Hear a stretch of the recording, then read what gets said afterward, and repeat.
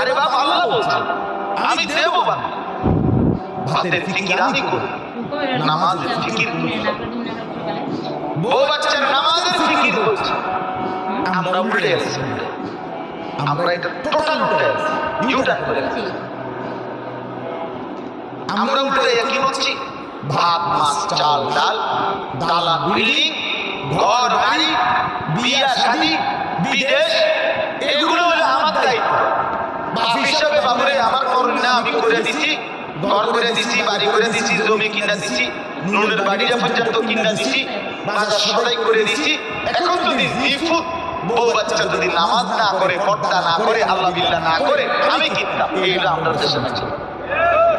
আপনারে বললো কি? আপনি বলে আপনারে বললো এগুলোর দিকে তাকাইয়েন না, আপনি নামাজের বন্দিগির ইবাদতের ফিকির করেন। আপনি আল্লাহরে বললেন যে আল্লাহ